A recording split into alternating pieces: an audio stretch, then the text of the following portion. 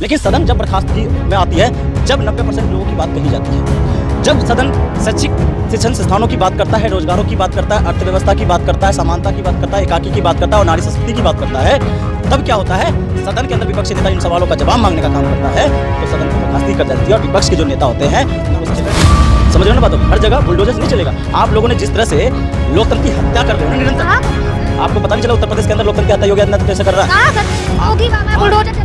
मैं आप अगर तार्किक बात कीजिएगा, तार्किक बात का कहने का मतलब ये है कि अगर जितने एनकाउंटर हुए हैं ना, वो किसी पंथ और किसी पक्ष के लोगों का ही क्यों हुआ है, उसकी जांच पड़ताल आदमी के बाद धर्म को क्यों ले जाते हो हर बातों को। आप राजनीति का मतलब है, राजनीति का मतलब क्या होता है, जो हमारी जो रणनीति है, रणनीति पे बात की जानी चाहिए। और रणनीति में क्या आ जाता है, वो अर्थव्यवस्था से लेकर उद्यमी से लेकर शिक्षा से लेकर स्वास्थ्य से लेकर रोजगार से लेकर युवाओं की समस्या से लेकर नारी संस्कृतिकरण की बातों को लेकर उनकी जो कमियां हैं उनका समाधान कैसे। हिंदू राष्ट्र इसलिए बना रहे हैं ना कि हिंदू खतरे में। मैं कह रहा हूँ हिंदू में कौन लोग हैं, मैं ओबीसी से आता हूँ, मैं पिछड़ी जाति से आता हूँ, मैं कहाँ एडजस्ट करता हूँ, मुझे तो बताओ, मैं हिंदू में कहाँ एडजस्ट करता हूँ। मैं कहता हूँ मुद्दा है, तो मैं कहता हूँ, मैं कह रहा हूँ मुद्दा रोजगार का मुद्दा है, देश के अंदर आर्थिक तो मुद्दा तो ये भी है ना कि बाबा रामदेव ने क्या कहा मुस्लिमों के लिए कि मोहन भागवत ने पंडितों। अच्छा, वो बाबा रामदेव ने 2 महीने पहले एक बयान और दिया था कि लड़की कपड़े नहीं पहनेगी तो भी अच्छी लगती है, लेकिन माफी मांग ली। अच्छा, माफी मांगने से हो जाता है। आपने देश की करोड़ों लड़कियों की भावनाओं का ठेस पहुंचाया आपने। नमस्कार, मैं प्रियंका और आप देखना शुरू कर चुके बोल बेधड़क और देखिए लगातार बयानबाजी हो रही है, कहीं तो अडानी को लेकर तो कहीं योगी जी को लेकर। राहुल गांधी ने जो योगी आदित्यनाथ के लिए कहा है कि हर कोई भगवा पहन के अपने आप को संत ना बोले, और वहीं बीजेपी वाले कह रहे हैं कि राहुल गांधी को माफी मांगनी चाहिए। और वहीं बाबा रामदेव का भी एक काफी बयान चर्चों में है इस समय, बाबा रामदेव फिर चर्चों में आ गए तो उसी पे जाने। सर, बाबा रामदेव ने जो कहा है कि आप 5 टाइम की नमाज पढ़िए, उसके बाद चाहे कुछ भी कीजिए, लब जिहाद कीजिए, कुछ भी। देखिए, बाबा रामदेव का बयान, कभी वो तो धर्मगुरु हो जाते हैं, कभी वो बिजनेसमैन हो जाते हैं, कभी वो विश्लेषक हो जाते हैं, कभी वो डॉक्टर बन जाते हैं, कभी वो साइंटिस्ट बन जाते हैं। उनका किस चीज़ में उनकी अपने आप की जो अवेयरनेस है, किस चीज़ में है, उन्हें हमें विश्लेषक किस चीज़ में है पता ही नहीं चलता। योग गुरु हैं, आपको भी तो पता है ना। देखो, योग गुरु है तो योग गुरु को मैंने योग के नाम पे उन्हें कभी अपमानित करने का काम किया। जो चीज़ें उनकी सही है वो चीज़ सही है, जो चीज़ गलत है गलत है। बाबा रामदेव ने नमाज पढ़ने के बाद कहा कि नमाज पढ़ने के बाद वही लोग आतंकवाद बनते हैं। तो आपको ये समझना और सोचना और समझना चाहिए, देश की जनता को भी पता है। पता क्या है, जो इंसान एक धर्म के ऊपर अपनी बातों को और अपने कटाक्ष करेगा, तो समझ लीजिए अगर वो अजान के ऊपर कटाक्ष कर रहे हैं ना, तो हिंदू के लिए वो भजन के ऊपर भी कटाक्ष करने का काम कर रहे हैं। कैसे?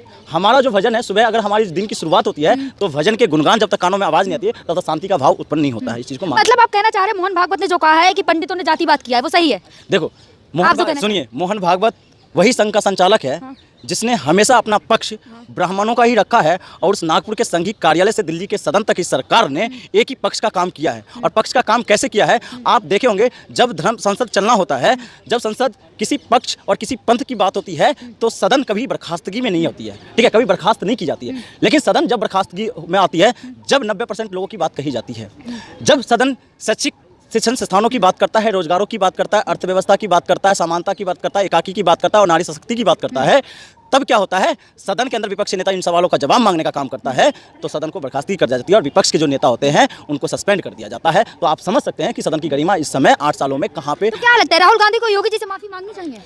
सुनिए, राहुल गांधी जी से योगी से माफी क्यों मांगना चाहिए? फिर न्यायपालिका देश के अंदर क्या कर रही है, कार्यपालिका देश के अंदर क्या कर रही है, इन चीज़ों को अगर हमारे देश लोकतंत्र से चलता है, संविधान से चलता है, हमारा जो सदन है वो लोकतंत्र का मंदिर है और उस चीज़ के लिए सारी चीज़ें बनाई गई है। आप किसी एक प्रतिनिजी व्यक्ति से आप क्यों मानेंगे माफी मांगा? क्योंकि राहुल गांधी ने योगी जी का अपमान किया ना, अपमान बीजेपी वाले कह रहे हैं अपमान है योगी आदित्यनाथ। तो आप न्यायपालिका में चले जाइए ना, हर जगह बुलडोजर से काम नहीं चलेगा, समझ रहे हो ना बातों को, हर जगह बुलडोजर से नहीं चलेगा। आप लोगों ने जिस तरह से लोकतंत्र की हत्या कर रहे हो ना निरंतर, कहाँ कर रहे हैं सर? आपको पता नहीं चला उत्तर प्रदेश के अंदर लोकतंत्र की हत्या योगी आदित्यनाथ कैसे कर रहा है? कहाँ कर रहे हैं? योगी बाबा बुलडोजर चल रहा है। आप अगर तार्किक बात कीजिएगा, तार्किक बात का कहने का मतलब ये है कि अगर जितने एनकाउंटर हुए हैं ना, वो किसी पंथ और किसी पक्ष के लोगों का ही क्यों हुआ है, उसकी जांच पड़ताल क्यों नहीं हो रही है। और इसको लेकर बिहार के हाई कोर्ट के जज ने भी तंज कसा था। आपको पता होगा क्या तंज कसा था कि कोई भी संघीय ढांचा जो है और प्रशासनिक ढांचा और शासनिक ढांचा किसी बुलडोजर के नाम पे नहीं चलेगा। आप न्यायालय को आप गड्ढे में नहीं डाल सकते और उसको अलग थलग नहीं कर। लेकिन योगी आदित्यनाथ यूपी में तो अच्छा काम कर रहे हैं ना। क्या अच्छा काम कर दिया? अच्छा, मैं कहता हूँ अच्छा काम कर तो दिया उसने, काम तो धार्मिक लगातार जनता की पहली पसंद बने हुए हैं। जनता की पहली पसंद, अगर जनता की पहली पसंद होती तो उत्तर प्रदेश की जनता 350 सीट से उसे 250 सीट तक लाने का काम नहीं। 2 बार पसंद किया है जनता ने, पहले पसंद किया था। उनकी वोट प्रतिशत आपने देखा, पता कैसे पसंद हुआ? पीछे के रास्ते से क्या हुआ था? मैं बता रहा हूँ क्या हुआ था पीछे के रास्ते से उन्होंने मायावती बहन जी को उन्होंने राष्ट्रपति बनाने का राष्ट्रपति बनाने का उन्होंने ज्ञापन दिया था। कहना क्या चाह रहे हैं आप? मैं कह तो रहा हूँ, हकीकत है ये। वहाँ की जनता भी अपने आप को ठगी समझ रही है राशन के नाम पर, और ये मायावती को राष्ट्रपति बनाने के नाम पर। मायावती, आप अगर इतना ही रहता तो मायावती खुल के उत्तर प्रदेश के चुनाव में क्यों नहीं गई? मात्र पूरे उत्तर प्रदेश में एक रैली करी आगरा के अंदर, उसके बाद मायावती शांत घर में बैठ गई। या क्यों बैठ गई? इसका खमियाजा मायावती को चुनाव, मतलब कुछ भी हो, बीजेपी के ऊपर ढांगरा फोड़ दो, कुछ भी हो। मुझे क्या बीजेपी से क्या लेना देना, मुझे कांग्रेस से क्या लेना देना, मुझे बहुजन समाज से क्या लेना, समाजवादी से क्या लेना, आरजेडी या किसी भी पार्टी से मुझे क्या लेना देना है। मैं अपनी बात रखता हूँ तार्किक स्तर पे, अपनी बातें रखता हूँ। तार्किक स्तर का मतलब ये है कि काफी हिंदी बोल रहे हैं अच्छी आप। नहीं, हिंदी का मतलब ये नहीं कि मैं हिंदी बोल रहा हूँ तो मैं क्या कर रहा हूँ, मेरा जो बात है ना, मैं क्या करता हूँ, अर्थहीन बात नहीं करूँगा। आज मैं एक चीज़ पे और तंज कसूंगा। तंज कसने का मेरा कारण ये है कि आज मैं बताता हूँ, आज सोशल मीडिया के जो चैनल्स है और मैन मीडिया के चैनल्स है, आज क्या कर रही है, टोपी और तिलक के नाम पर उनको या तो सोशल एक्टिविस्ट या विश्लेषक दे रहे हैं, लेकिन जब उससे बात अगर की जाए बुनियादी समस्याओं का समाधान कैसे होगा, लेकिन उनकी बातों को कहीं न दिखाने का काम किया जाता है और न ही उनकी बातों को कहीं सदन और जनता तक पहुंचाने का काम। मुद्दा तो है ना सर, मुद्दा मैं कहता हूँ मुद्दा है, तो मैं कहता हूँ, मैं कह रहा हूँ मुद्दा रोजगार का मुद्दा है, देश के अंदर आर्थिक तो मुद्दा तो ये भी है ना कि बाबा रामदेव ने क्या कहा मुस्लिमों के लिए, कि मोहन भागवत ने पंडितों के लिए क्या कहा। अच्छा, बाबा रामदेव ने 2 महीने पहले एक बयान और दिया था कि लड़की कपड़े नहीं पहनेगी तो भी अच्छी लगती है, लेकिन माफी मांग ली थी सर। अच्छा, माफी मांगने से हो जाता। आपने देश की करोड़ों लड़कियों की भावनाओं का ठेस पहुंचाया आपने, और आप उसी हरियाणा प्रदेश के राज्य मंत्री भी रहे, और जिस हरियाणा से बेटी बचाओ और बेटी पढ़ाओ के अभियान की शुरुआत हुई थी, और आप कहते हो कि हमने माफी मांग लिया और काम हो गया। आपने कितने की भावनाएं याद कर दी, और भावनाओं के नाम पर तो मैंने 2 दिन पहले भी देखा, मैंने यहाँ पे जो जंतर मंतर पर एक कार्यक्रम हुआ था, धर्म संसद हुआ था, उस धर्म संसद से क्या बाबा ने संदेश दिया था कि शस्त्र ले लो, तलवार ले लो, हथियार ले लो, इसी से देश सुरक्षा होगा। और सामने जो बैठे होते हैं मासूम बच्चे, जिनको धर्म के बारे में हकीकत नहीं पता। अरे वो देश का भविष्य है। आप जो बात कर रहे हैं तो सर जंतर मंतर पे अगर इतनी बड़ी बात हुई तो कार्रवाई तो करनी चाहिए ना, कहाँ हुई है आपको पता है शासन में और प्रशासन में, इंस्टीट्यूशन में, सेक्रेटरी में, आयोग में कौन लोग बैठे हुए हैं? आयोग में वही लोग बैठे हुए हैं जिनकी बात ये कट्टर हिंदू के नाम पे करते हैं। इन्होंने देश को कई बार हिंदू राष्ट्र बनाने की बात कर रहे, सही नहीं है क्या सर? मैम ये बताइए, हिंदू राष्ट्र का मतलब क्या है? हिंदू में कौन लोग एडजस्ट कर रहे हैं, मुझे भी तो समझाओ। हिंदू में वो भी सभी रहेंगे ना, उसमें मुस्लिम से ईसाई सभी रहेंगे हिंदू राष्ट्र में। आपको मैं बता दूं, मैं उसी देश से आता हूं जिस देश में पूर्व राष्ट्रपति रामनाथ कोविंद जी को केदारनाथ मंदिर के अंदर नहीं जाने दिया। आप कहते हो कि वो हिंदू है? वही देश 2 दिन पहले, कहीं ज़्यादा पीछे नहीं जा रहा हूँ, अखिलेश यादव को मंदिर का दर्शन नहीं करने दिया है। अब कहाँ हिंदू की बात करते हो?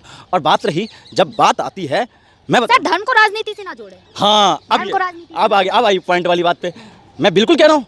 आप धार्मिक उन्माद धर्म को क्यों ले जाते हो हर बातों पे? आप राजनीति का मतलब है, राजनीति का मतलब क्या होता है?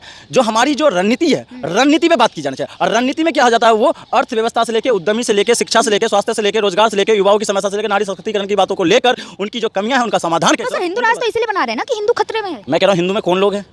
मैं ओबीसी से आता हूँ, मैं पिछड़ी जाति से आता हूँ, मैं कहाँ एडजस्ट करता हूँ मुझे तो बताओ। मैं हिंदू में कहाँ एडजस्ट करता हूँ मुझे बताओ, कहाँ एडजस्ट करता हूँ? क्या हिंदू 2-3 जातियों के लिए है? उसी चीज़ से तो निजात पाने के लिए आपको पता है संविधान लागू किया गया था। संविधान आपको पता है, अब जिस हिंदू राष्ट्र की बात करो, उसी हिंदू राष्ट्र के नाम पर हिंदू महासभा ने श्यामा प्रसाद मुखर्जी की हकीकत पता है आपको क्या हुआ था? 1936 के चुनाव में मुस्लिम लीग के साथ सरकार बना के पाकिस्तान बनवा दिया था, और वो फिर से धार्मिक उन्माद 2014 के बाद ला रहे हैं। जो अपने आपको देश तोड़ने की बात करता है वो अभी देशभक्त है, और उसकी हकीकत बैकग्राउंड जाकर देख लीजिएगा। आपको तो एक प्रधान की बात हुई थी। पाकिस्तान की बात ना करें, पाकिस्तान की बात ना करें, हिंदुस्तान में हिंदुस्तान। मैं आपकी बातों को लेके आया, मैंने आपने क्या कहा था? हिंदू राष्ट्र की बात को लेकर तो मैं लेके आया 1936 के चुनाव में, और 1943 के चुनाव में क्या हुआ था?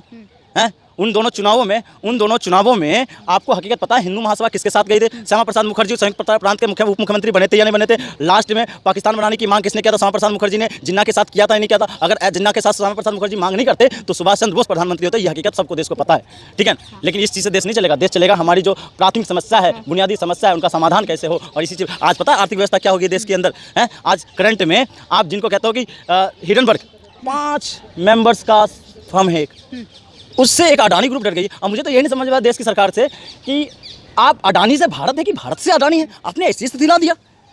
आप ये बताइए, हमारी जो है सार्वजनिक संस्था को समावेश बनाने के लिए, सार्वजनिक संस्था का समावेश बनाने के लिए हमने क्या, भारत की पूर्व की भारत की सरकार ने क्या किया था 69 के और 70 के दशक में और 92 में जो आया था, उसमें क्या किया था? निजी संस्था और जो निजी संस्था और सरकारी संस्था के बीच में एक समावेश बनाया जाए, उसके लिए सार्वजनिक संस्थाएं तो पीएसयूज का गठन किया गया था। तमाम पीएसयूज आए थे। आज जितनी क्रांतियां आई ना, आपका डेटा भी आया ना, तो बीएसएनएल की बदलता है, टेलीकॉम की बदलता है। जनता से क्या कहना चाहेंगे? जनता से मैं यही कहना चाहूँ, जनता इस तानाशाही सरकार की भावनाओं को समझो, ये किस ओर ले जा रही है।